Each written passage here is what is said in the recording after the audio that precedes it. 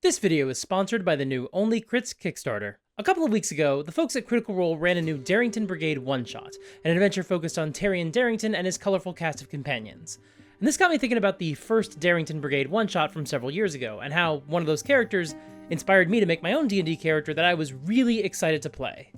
However, not long after that, I realized I'm not sure I ever should play that character. And I think the reasons why I felt that way might be able to tell us a lot about how I think about D&D and what I think makes a good character. Yes, go ahead. Kent Trimm, independent. So you're saying you ripped off a character from a Critical Role one-shot. Is that accurate? Good question. And no, not exactly. This won't have any spoilers for the new one-shot, and only a very minor spoiler for just the existence of a character in the original one-shot. But Marisha played Hazel Copperpot, a dwarf bard who is basically like a one-man band. And at one point, she plays a wax cylinder recording, and she has to keep moving her arm the entire time it plays, as if she's cranking the wheel of the device. She's actually moving her arm at the table, just the way that Hazel would. And I remember thinking, you know, if you could do something like that every time you cast a spell, you would have this reminder that you're concentrating on a spell. By moving your arm as if you're winding a phonograph machine, or, you know, something similar, some sort of repetitive motion. You wouldn't do what I've done so often as a player. You wouldn't forget you're concentrating on a spell. See, sometimes as a player, I've forgotten that I had a spell going that required concentration. And as a result, I've cast another spell that also demands concentration, or I've forgotten to make a concentration check when I've taken damage. It's not deliberate, and I would say that concentration is probably the aspect of the game that I've worked the hardest to master over the past 10 years. I don't think I have this problem as badly anymore. I don't get the chance to be a player that often these days, but I would hope I'd be better about it by now. But I did come up with this character about 6 years ago when I was still often making these mistakes at the table. And so having some sort of real-life way to represent my spell requiring constant attention seemed like a really smart solution to that problem. The problem with this specific solution is that if you cast a concentration spell in combat and you have to keep rotating your arm as long as you're concentrating, that could be like an hour. That's just not feasible. But then I thought, well, maybe there's some sort of prop that my character could bring out for each concentration spell, and it's something that I could also bring out at the table, or I could have some representation of it, and it could be in front of me. Okay, the next problem with that is that I know myself well enough to know that if I put something down in front of me, I might still wind up forgetting about it and ignoring it. When I was playing a cleric in a Curse of Strahd campaign, I cast Death Ward on myself, and then during a fight, I got knocked unconscious, and everyone took their turns, and just before it came back around to what would have been my turn, I went, wait, shit, I had Death Ward. And my GM very graciously allowed me to get back up because it had almost been long enough that we really couldn't have retconned my going unconscious without rewinding a lot of that combat. And the GM was very clear, because we hadn't come around to your turn yet, it wouldn't have affected anything that happened in the combat, no one had gotten a chance to heal you, but please remember your spells, because if it comes back around again to your turn and you forget a spell like that, I'm not going to retcon it. We are going to say that that spell did not work. That may seem harsh, but I think, honestly, it's fair. So I started writing Death Ward in huge letters all over my character sheet whenever I cast it on myself. My sheet was in a plastic sleeve. I was writing with a dry erase marker. I wasn't erasing it every time off of my paper character sheet. But even still, with those reminders, I still forgot my Death Wards. Not every time, but often enough to know that just having a reminder in front of me doesn't always work. And this was all around like 2018 or something like that. I know my attention span is so much worse today. It got so much worse during the pandemic. So I think it would be pretty rough to just put something in front of me and hope that that did the job of reminding me. I know that just putting some sort of card or prop or token on the table would not be enough. What might work is if you weave it into the character's behavior in some way. Make sure that there's absolutely no way to forget that I'm currently concentrating on a spell. Or to be more accurate, that I have not started concentrating on a new spell. And that's when I had the idea for a mask. Each concentration spell could be represented by a Kabuki-style mask, or in my case, an Amon from Legend of Korra style mask, that this character would wear. I wouldn't necessarily wear these masks at the table and make them for real, that's not my point, but I could make a little card that had a picture of the mask on it. I think I could even put it in like a little card holder so it stands up, so other players can see the mask so they know when they're talking to me that this is what my character is wearing. Yeah, Kent, go ahead. Kent Trimm, independent. I fail to see how putting a mask in front of you would fare any better than any of the other tokens you described. You know, I had the same thought. The mask doesn't really solve the problem. But what would solve the problem is that if the mask represented a change in my character's demeanor. What if every time they cast a concentration spell, they started to take on completely different traits, new mannerisms, maybe even a new voice? What if every time they put on a new mask, they effectively became a new character? Now, there are a couple of different ways you could take that character. There may be different approaches you might have based on hearing that prompt, but I'll tell you about the idea that I had. I thought maybe this character literally had multiple identities, multiple personalities, like they had dissociative identity disorder, D.I.D. And every time they cast a concentration spell, they flipped to a new identity, and that identity was specific to that spell. And then even when they drop concentration on the spell, they stay in that mode. They are still that identity. But then when they cast another concentration spell, they take off their mask, they put on a different mask, and a new identity takes over. This is around 2018 or 2019, so at the time, my most recent and most comprehensive exposure to the idea of D.I.D. had definitely come from the movie Split. Kent, go ahead. Kent Trimm, Independent. Are you saying that you based this character entirely on the representation of dissociative identity disorder in an M. Night Shyamalan movie?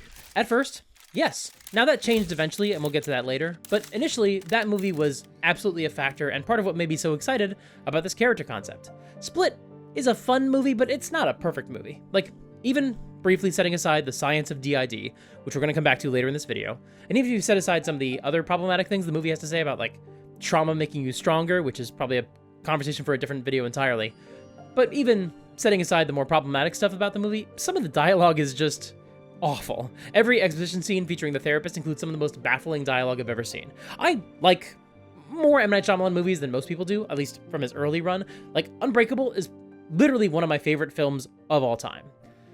But when it comes to writing dialogue, I think M. Night Shyamalan has definitely lost a step. But, of course, James McAvoy is incredible in that movie. He takes a character that absolutely could not work and really brings a surprising amount of nuance to each alter that he has to play in the film, each identity. It's really impressive. So there was something exciting about trying to translate a character like that into D&D.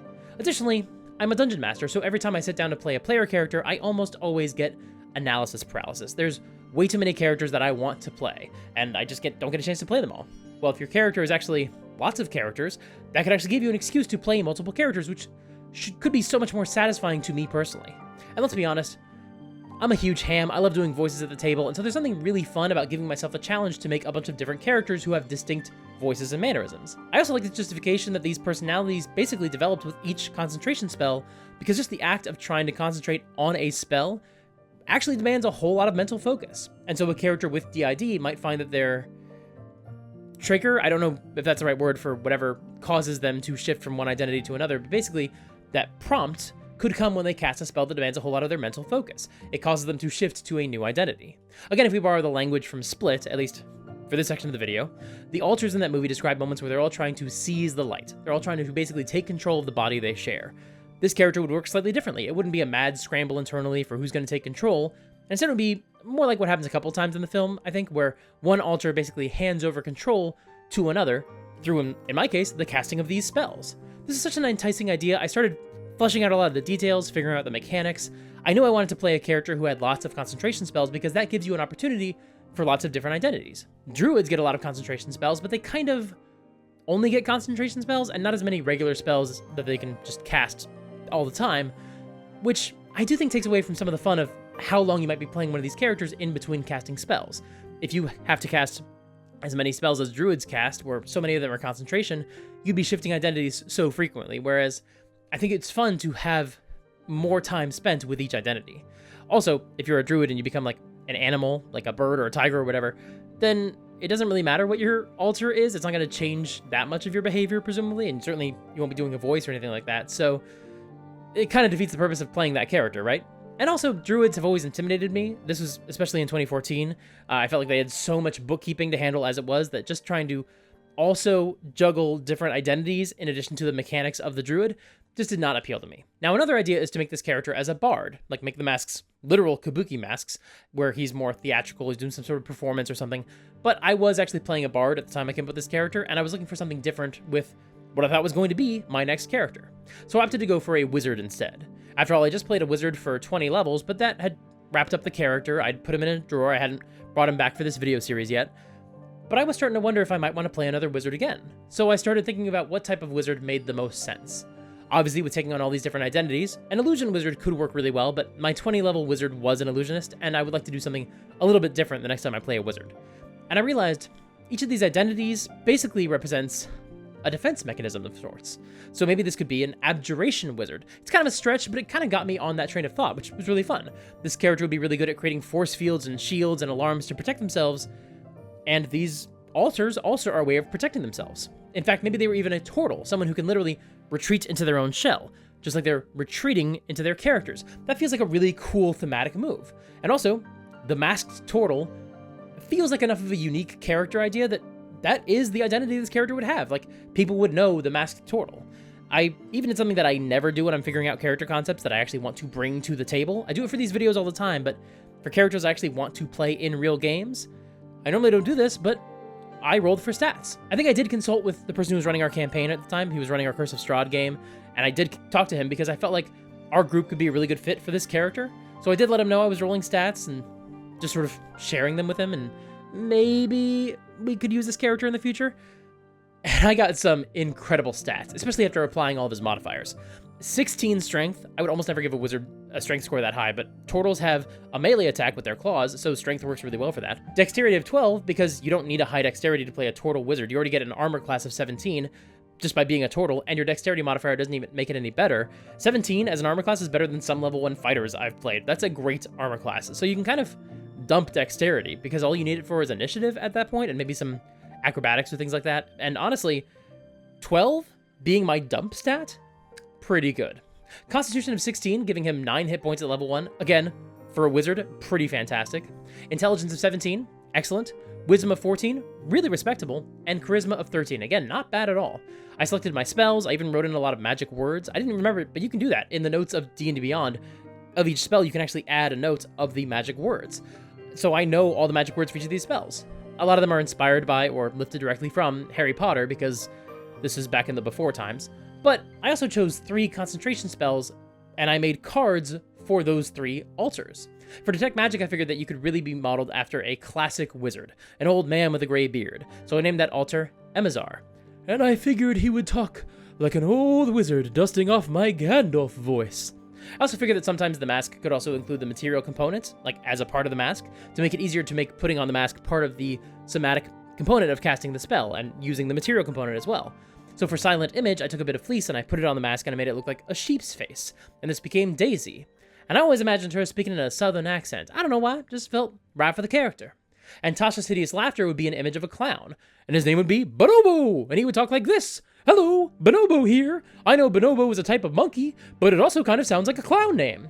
I used to be a little bit better at doing these voices. I used to have a really good Bonobo voice. I don't really know if I've captured it anymore, but I don't really get a chance to do voices that much anymore. I don't have a commute. I don't play in person with a lot of groups as a player. I really only get a chance to do voices for characters that pop up in kids' books that I'm reading to my child. Brown bear, what do you see? I see a red bird looking at me. But I also gave each of these characters their own personalities, with their own ideals, bonds, and flaws, because that's actually a thing that used to be part of the backgrounds in D&D a few years ago. That was pretty neat. I liked that. I would even draw on different backgrounds for each character. So Bonobo was an entertainer, and all of his traits came from the entertainer background. He wants to be famous, and he likes to be the center of attention. Emazar was based on the sage background, so he thought he was the smartest person in the room at all times. And Daisy used the hermit background. She was looking for spiritual enlightenment and answers about the universe. And she also might have been evil. The book suggests that if you crave power by any means, that might make you evil. I don't know. We would see what happened at the table, but I kind of like the idea that down the line, at least, some other identities might be evil. What a fun, interesting wrinkle that would be for the other players. Like, I imagine that maybe if the masked Tortle one day took the 3rd level spell Melf's Minute Meteors, it's a concentration spell that creates 6 small meteors that hover around, circling you, and you can launch them at people.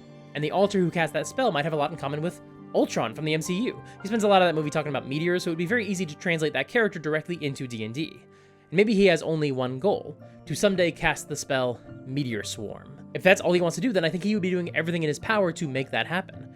But then if they're ever in battle, and that altar is running the show, and then the masked Tortle needs to cast Hold Person or Polymorph or something, then somebody else takes over the body, and the other player characters might even say, okay, we didn't like that guy, please don't prepare that spell again, we don't trust that altar.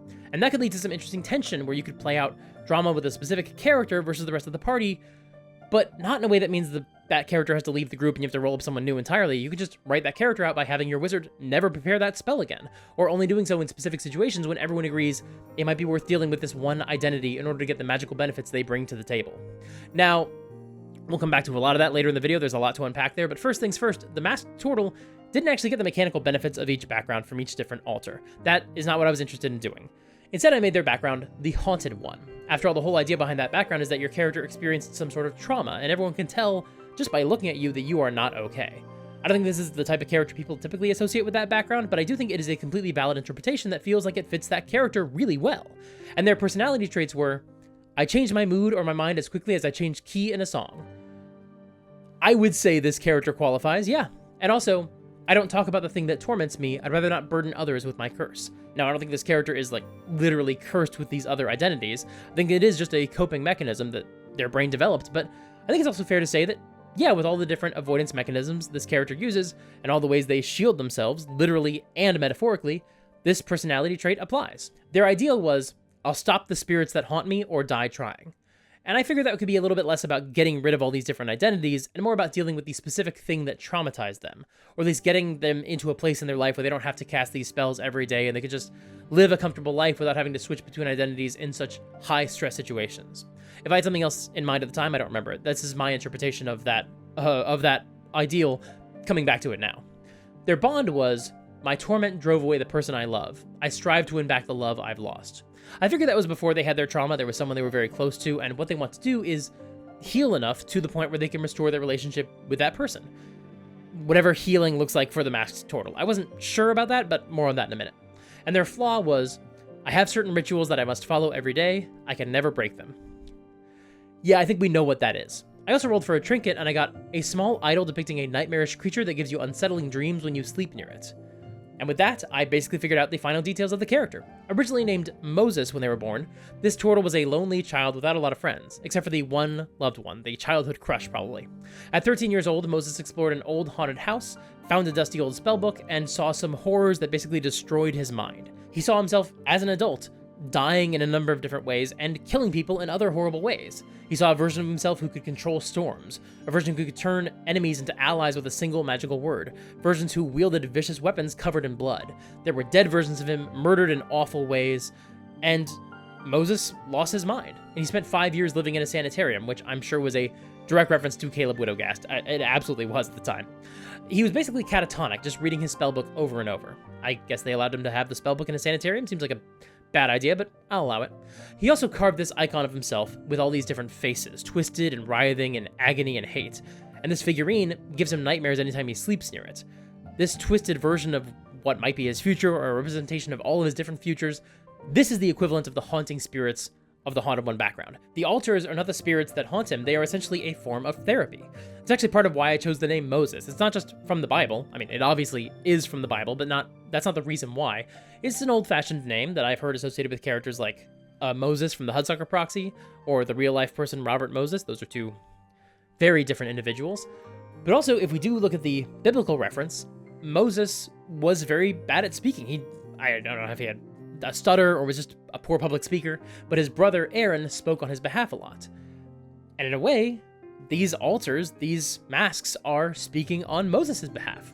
The masks are created to give Moses an outlet for all these different identities, so they wouldn't all struggle for control simultaneously, but instead there'd be a very clear system for which altar is in command of the body at any given time.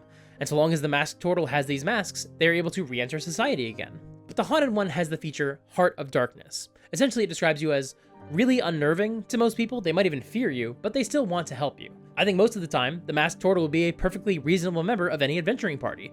Maybe it's a little bit weird that you can't see their face and they wear a mask all the time, but ultimately, they're just trying to help out. There are just a couple of allowances you might need to make for the fact that they sometimes switch identities and you may need to adjust your tactics. In fact, I actually think that they have different approaches to D&D. Like, I always pictured Bonobo as a little bit of a coward. He probably wasn't going to run from battle, that's not what I mean, but he might need just a little bit of extra coaxing to get on board with a dangerous plan. On the other hand, Daisy is a lot more interested in getting results, so when she's around, she might be the voice in the party urging the rest of the players towards more risky plans. She's not reckless, she's just a little bit more, less worried about the consequences and more worried about the potential benefits of any given plan. But she'll still talk things through. She's not going to be Leroy Jenkins by any means. I figured out so many details about this character, I really was ready to play them at the table. Well, except for one thing. I never did figure out which dice I should use to represent this character at the table. Should I just get one set of dice that perfectly captures this character, or a bunch of different sets to represent each of their different identities? If only there was some sort of dice sponsor I could segue to right now. And there is. Let's hear about today's sponsor, Only Crits. Hello there, Winnie the Pooh here to tell you all about today's sponsor, Only Crits, and the new Kickstarter for Fuck Dice. Only Crits is a fantastic company we've been working with for a few years now, and they have a truly incredible selection of dice. They've got sharp edge dice, resin dice, metal dice, and dice with little figurines inside them. In fact, if Mike wanted to play the masked Tortle at his game table, there is no end to the different designs or dice sets he could get. He could even get a different dice set for each altar to help represent the transition between identities, and all of those dice would be extremely high quality thanks to the fantastic craftsmanship of the Only Crits team. And right now they're running a Kickstarter for a new collection of fuck dice. Only Crits has an amazing selection of all sorts of different kinds of dice that say fuck you on the 20 and fuck me for the 1, which they've created through previous Kickstarter campaigns. And they're running another Kickstarter campaign right now to fund the creation of another collection of fuck dice. And this time, the campaign includes even more material, like dice inspired by gemstones and stained glass. And they've been blowing through their stretch goals to unlock different dice, but there are still more materials and patterns left to be unlocked. And so if you support the Kickstarter right now, you can help them unlock some amazing new stretch goals like Midnight Cut dice, Astral Override dice, Obsidian Sigil dice, and Prismatic Sigil dice. There are going to be some incredible dice sets in this collection already, but you can make them even more amazing by backing the Kickstarter. So check out the affiliate link in the description and sign up for the Kickstarter for Only Crits Fuck Dice. Once again, check out the Fuck Dice at the link in the description, and thank you so much to Only Crits for sponsoring this video. Cheerio! Yeah, Kent. Kent Trimm, independent. You obviously put a lot of work into this character. You figured out so many of the details about them, and yet you've never played them. You still sound extremely passionate about them. You clearly want to play this character. Why title this video The Character I'll Probably Never Play? Well, there are a couple of major reasons, and the first is that I just learned a little bit more about D.I.D. I would absolutely not call myself an expert, but I just learned that the version we saw in Split was not very accurate to the actual experience of people who live with that condition. And I mean, obviously, right, that's very clear. There are certainly aspects of the movie that are very deliberately inaccurate. It is not pretending that everything in that film is realistic, duh. But my understanding, based on what I remember reading at the time the movie came out, is that the version of D.I.D. depicted in Split was certainly very dramatic, and that's useful for narrative fiction, like a horror movie or a D&D campaign, but it doesn't actually bear any resemblance to what D.I.D. is actually like. Additionally, in some ways, the film presents harmful stereotypes about D.I.D., like the idea of having an alter who is violent or evil. And I was mimicking that because I thought it was dramatic, but it is actually a pretty harmful stereotype. Kent, go ahead. Kent Trimm, independent. I really don't see the issue here. The world of Dungeons & Dragons is pulp fantasy. It was heavily influenced by comic books and adventure serials and movies and TV shows. Do you think it's possible that you can engage with the tropes of genre fiction? And it's not an issue as long as everybody understands that D&D is not meant to reflect the real world?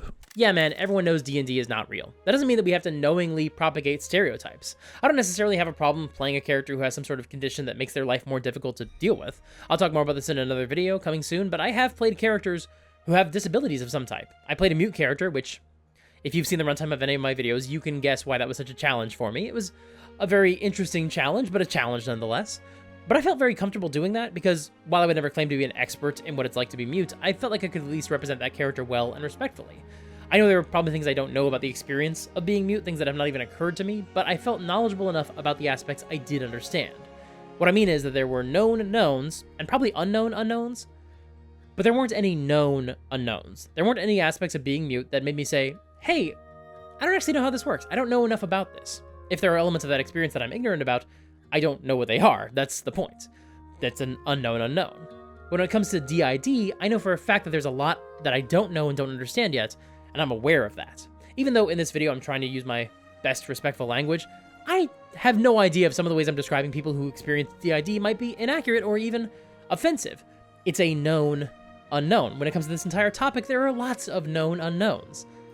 And that makes me a little bit uncomfortable with the idea of playing that character, knowing that there are stories that I've really enjoyed that depict characters with D.I.D. that work them into the story in ways that are dramatic and exciting and that I might want to evoke in my own D&D games.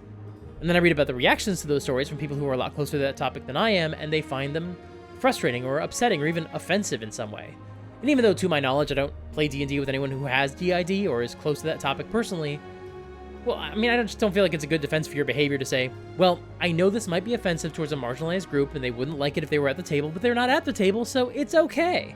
That perspective just feels shitty. And look, I know some people are going to accuse me of being too woke to enjoy D&D, and I promise, we're going to talk about that a lot more in another video coming probably later in the month. I'm going to talk more about what it's like playing a character who's a lot different from you and when that may or may not be appropriate, so save some comments for that one, because I promise, if you think this bothers you, you're probably going to have a lot more to say when we get to that video. But just giving a short explanation for today's video. Look, this may sound like a hot take, but I don't like to do things at the game table that I know would offend a marginalized community member if they heard about it. I think part of growing up is understanding that you can still enjoy art, even if it's based on harmful tropes. You can understand that other people might be upset by it, but still have fun with it. It doesn't make you a bad person if you still enjoy it. But part of our responsibility as grown-ups is to stop doing it ourselves. Like, I think there are ways you can talk about objectionable topics or potentially offensive topics in a way that if someone was in that community was present, they would still appreciate that you were not punching down on them. There's ways to do this respectfully while still telling the story you want to tell. Like, Moon Knight is a show that I enjoyed for the most part. It's not perfect. It does that annoying thing at the end where they try to make it a moral question of whether or not the main character is going to kill the bad guy, but the hero's already killed a bunch of henchmen just a few minutes earlier, so it doesn't really work. It feels like a fake question. I hate that shit. Whenever they make a big moral question of whether or not you're going to kill people, but you've already killed all these nameless people, it feels like the choreographer is not talking to the writer. It drives me crazy. It happens in Batman v Superman, which I like a lot less as a movie in general, but it also happens in Moon Knight, which I generally like, but it is really still a pet peeve of mine. That has nothing to do with D.I.D. or wokeness. It's just, I had to share my feelings about Moon Knight. But otherwise, that show, I really enjoyed it, but getting back on topic, from what I understand, the depiction of D.I.D. in that show is, generally speaking, less harmful than at least most depictions in media. And I think more positive representation than there was in the comics. It's not perfect, and least harmful does really seem like damning with faint praise, if I'm being honest. And again, members of a marginalized community are never a monolith. Someone might say that a piece of art really upsets them, someone else might feel really seen by it, and be more willing to forgive the missteps or mistakes, the parts the filmmakers got wrong, because it seemed like their heart was in the right place. Obviously, it's not a judgment call that I can make for anybody else. I'm not sure any piece of art can be considered good or bad representation by an entire community, but obviously, even if it can, I'm not the person who gets to make that call. But at the very least, from what I understand, Moon Knight tried to sidestep some of the more harmful stereotypes that, quite frankly, Split reveled in. I think it's important to be conscious of the fact that this character was heavily inspired by a piece of art that, from what I can tell, was not terribly respectful towards members of that community. And again, someone in the comments could feel free to let me know if it's a more complicated piece of art than that, but since the whole premise of that movie is, what if someone with multiple personalities did a whole bunch of violent crimes, I think it's fair to say that it is not the most thoughtful piece of art to depict that subject ever. And since that was such a heavy influence on this character, even though the masked Tortle is a hero and not an antagonist, it started to make me a little bit concerned about my motivations for playing a character with D.I.D. After all, I've mentioned that I was tempted by the idea that some of the masked Tortle's alters might be evil, and that wouldn't be harmful to the party, but it could still lead to some interesting drama down the road. But that's still a harmful stereotype of people with D.I.D. And it stigmatizes people with that condition. It makes it very difficult for them to integrate into society when everyone views them as a potential danger. So why should I replicate that at the gaming table? Just because they're not at the table with me? That feels like not a good enough reason. It starts to make me consider that if I'm going to play a character that requires this much nuance, I should really go into it with that very clear goal in mind. After all, I did not sit down with the objective of playing a character with multiple personalities in the most realistic and nuanced way possible. I was looking for a way to keep track of my concentration spells. That was our starting point, and this is where we landed, and I am a little bit dubious about the way we got here. Again, it doesn't mean that this character can't still be nuanced. I would hope it would be. I like to think that I am that way whenever I play a character. But it just started to make me feel a little bit gun-shy. Okay, let's go with Kent. Kent Trimm, independent. But you say the Moon Knight series did a better job of depicting a hero with dissociative identity disorder, since your character would also be a hero, and since they share very little in common with James McAvoy's characters from Split. Why not simply make your character more like Oscar Isaac's Moon Knight? So that is a great point. In fact, from what I can tell, in some ways, my character improves on some of the problems I saw people bring up with the way D.I.D. was presented on that show. That series makes a big emphasis on which altar is the real person, and that really wouldn't be the emphasis of my version of the Masked Tortle. It doesn't matter whether or not Moses is still one of the altars, or whether we don't hear from them at all, because from my perspective, this would not be a story about the original, real identity reclaiming the body. And I would make sure that my GM knew that, because I would not want them to structure a story around trying to heal my character by getting rid of all these other identities. That defeats the purpose for me.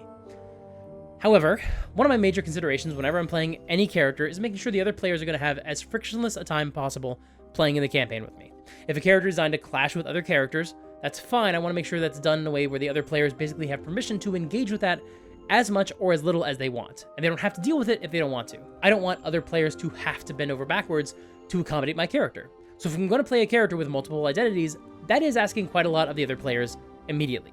They have to keep track of a whole cadre of other party members, and then when we're forming strategies before a battle, and we're deciding which spells I'm going to cast against an enemy, they have to consider whether or not a particular spell is going to lead to them playing with a character they don't necessarily want to be involved in the next few scenes. It has the potential of adding a lot more emotional labor to the other players. Also, if I'm going to make each of these altars their own distinct characters, which I would want to do, because not only is that what it's like for people who actually experience D.I.D, but also it's what appeals to me about playing this character in the first place. But that means that each character has their own goals, which means every time I cast a concentration spell, my character might want to steer our party towards some other objective. And while I try to be respectful of the other players at the table, I have a hard time imagining how this couldn't be disruptive to the other players. Additionally, one of the major plot points of Moon Knight is that when one altar takes over, they essentially lost a lot of time when they weren't in control. They're not aware of what was happening when they weren't running the show, so to speak. Now, I know that at least relates to the experience of some people with D.I.D. I don't know how common it is. We're back to the known unknowns problem, but I know that the show did not invent that. But if I was going to adopt that for my character, then every time I cast a new concentration spell, does that mean that my character literally has no idea what's going on? They appear in the middle of a fight with no context, and now the other players have to catch Bonobo up on what's been happening? That sounds like a lot for the other players to have to manage. The risk of playing the Masked Tortle is that they might become what I'm choosing to call a black hole character. This is similar to someone with main character syndrome, but it's different for an important reason. Any character can have main character syndrome. It's really just about antisocial player behavior, deliberately making every scene about yourself because you don't like it when other characters have the spotlight. I have been guilty of that in the past, but it's something that I really try not to do these days. But the problem with the Masked Tortle is that even if I'm not trying to steal the spotlight from anybody else, that still feels like something that could happen organically just by playing this character. Every time I would switch identities, I'm taking out a new voice, I'm making a show out of how I'm playing a new character. So now the game has to grind to a halt for a few minutes so they can acknowledge that a new player has entered the chat. And that's the point of the character, right? I get to play a bunch of different characters and do a bunch of different voices. So everybody knows that they have to just give me a couple minutes to get it out of my system, and then we can get back to the story. We can get the show on the road. It may not be deliberate main character syndrome behavior, but it's still going to suck the oxygen out of the room every time I cast a concentration spell. This is even something that the other players might seem really excited about, but they may not enjoy once it actually starts happening at the table. Or some players might start to see the issues down the road, or as early as Session 0. They might predict that this could happen, but they trust me. They like playing with me. They know I'm going to try to do this in a respectful way, so they say, well, it'll probably be fine. Mike's a pretty cooperative player. But baked into the DNA of this character concept is the idea that every once in a while, I'm going to yank the spotlight away from everybody else and shine it on my character and say, everyone stop! I'm doing an old man voice now. Call my character something different. Look at me, look at me, look at me. Even when I was playing a mute character, there were times when the other players probably got frustrated that it was so much harder for my character to communicate with theirs in character. And just because that would be authentic to the experience of interacting with a mute person does not mean that it feels any better to give those extra accommodations to someone who doesn't really need them. They're doing it to play a character. They're acting, they're pretending. Yes, if you were friends with someone who actually had D.I.D, you'd get used to the fact that every once in a while you may have to call them by a different name or use different pronouns or catch them up on conversations they might not remember. But that's not true about me. I don't need those extra accommodations. I'm demanding them so I can play this character. If the other players aren't 100% on board with that as something that they actually think is fun all the time, then something that starts out as a fun idea could become tedious, and then that just becomes annoying and frustrating. At what point is it better just to drop the D.I.D aspect of the character and just play someone who wears different masks and puts on a different voice, but for other reasons? Like, maybe they're a bard after all, and they're an actor. They're channeling performances to help them focus on their magic.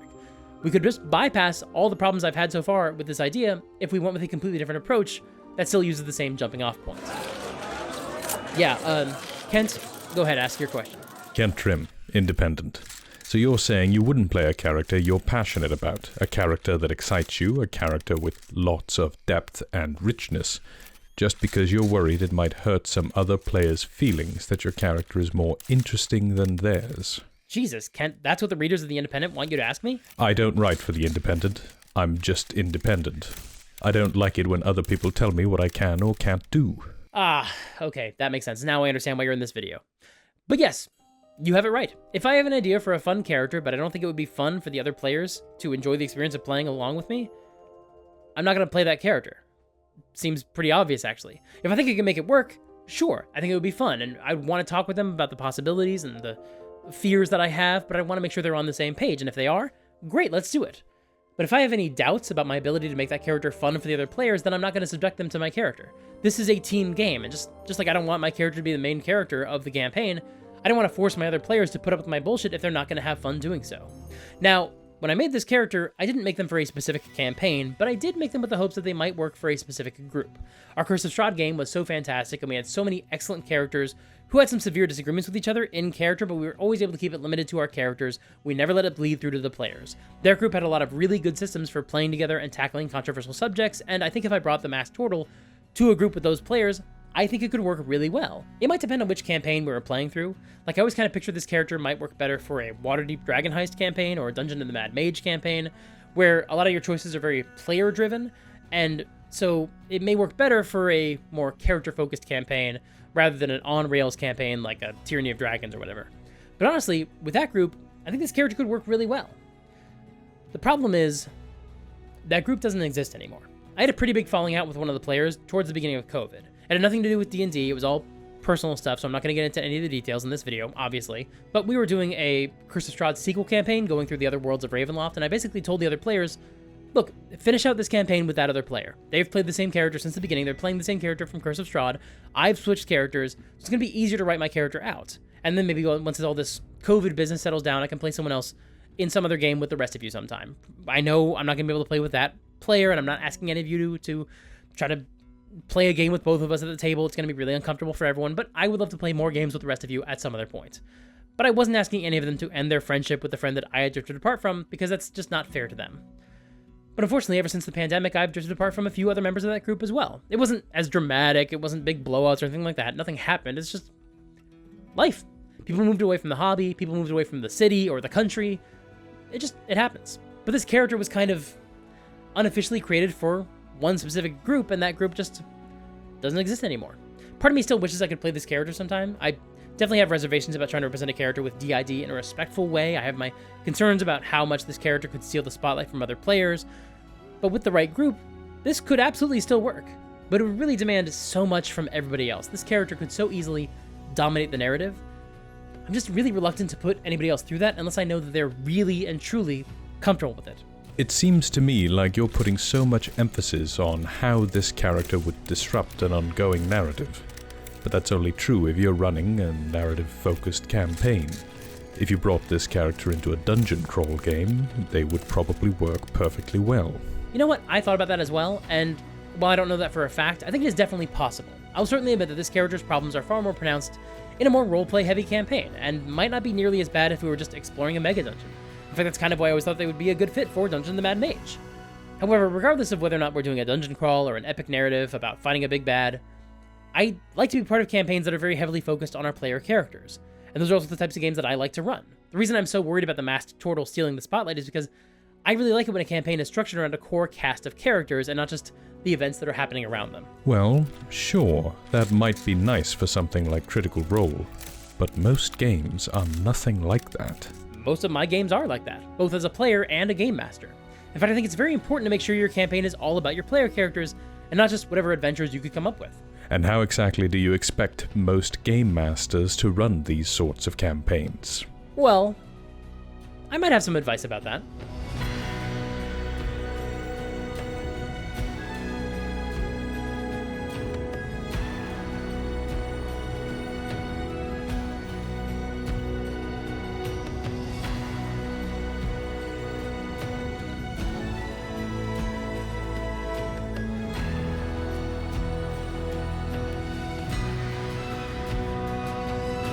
Thanks so much for watching. I actually had to refilm this video.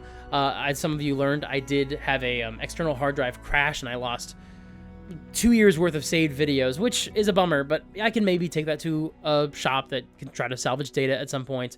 It's not my main priority. My main priority was just trying to get videos out and successful, which means redesigning assets and characters and all these things that I've lost.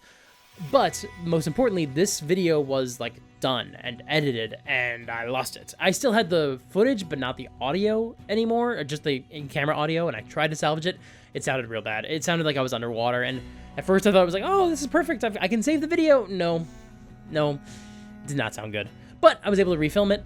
If you're watching this video, I have done that successfully, and I have another video that I did not lose, which I'm really, really happy about. I didn't have to refilm that one. That video is coming out. It should be coming out Monday, if all goes according to plan. And I have something else I'm going to be doing on Monday that I'm going to talk about in that video. Keep an eye out for that. That's going to be fun. New Patreon live stream is also coming very soon. Right here on screen is the date for that. I have to decide on that before I finish editing this video. But that's the day that I'm doing a Patreon live stream. And other than that, just like the video, subscribe, comment, and check out this video right here, which is all about a body swap dungeon that I designed. That was a lot of fun to make, and it was in the middle of another unrelated storyline, but you're still gonna think that's a fun video, I think. Until next time, play fair and have fun.